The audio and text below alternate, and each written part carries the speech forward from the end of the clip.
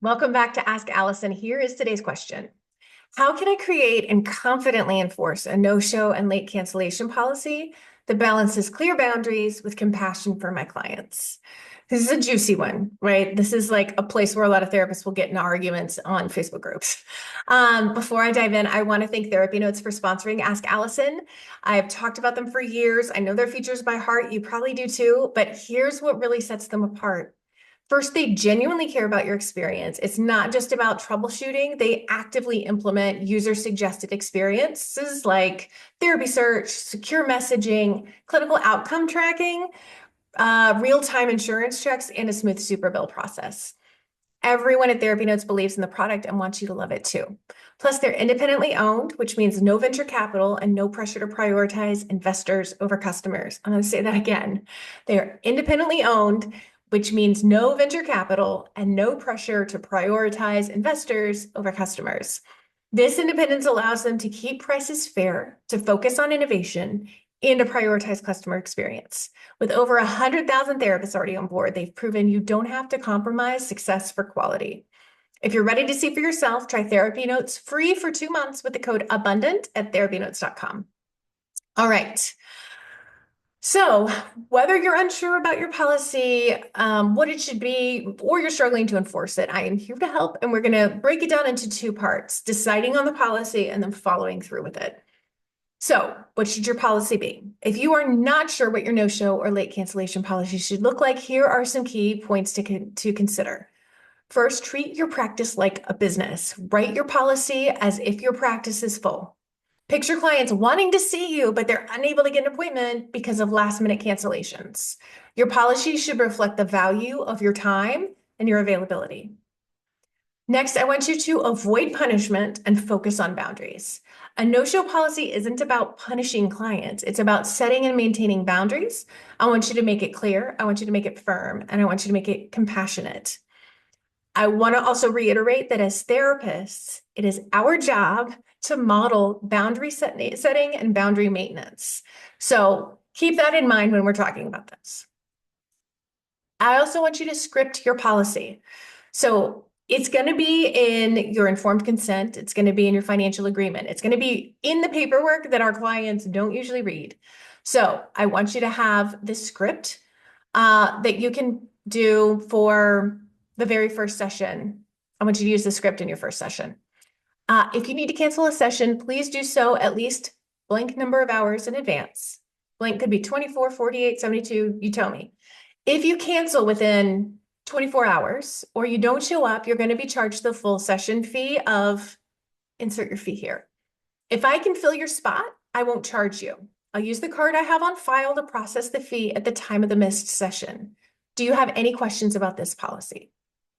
Most clients do not have questions about this policy, but if they do, reiterate that this policy ensures fairness for everyone who wants access to your services. I also put in there as a mom of a kid who is often sick, and as somebody who has an autoimmune disorder, I will often say, if you are sick or if your kid is sick, I do not charge you, but I do ask that you communicate with me as soon as you can. That doesn't work for everybody.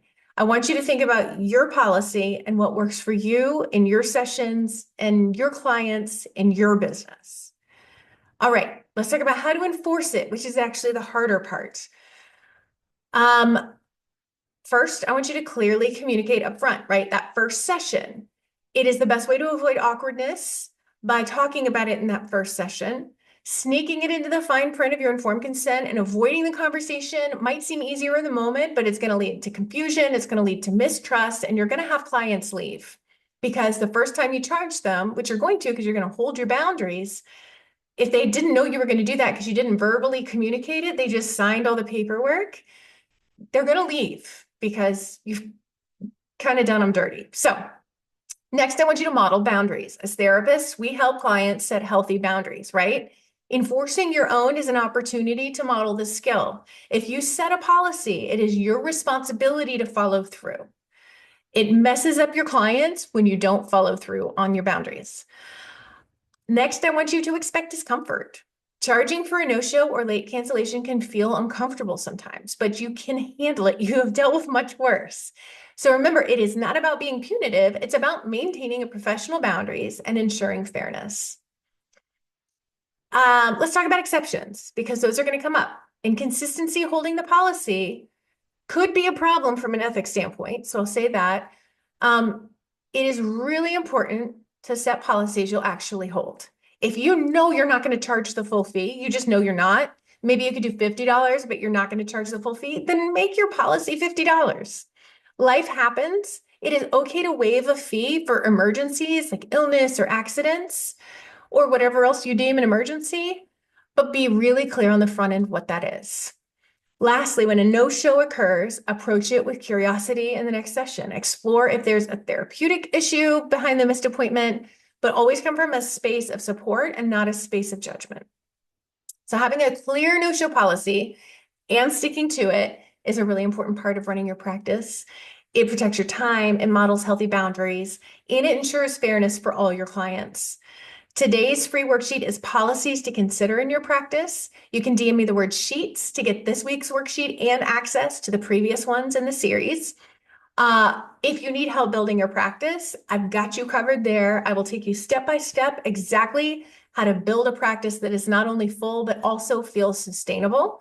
You can get that if you send me the word party. I will send you a link and I will send you a coupon that you won't even need because you can afford it at its full price.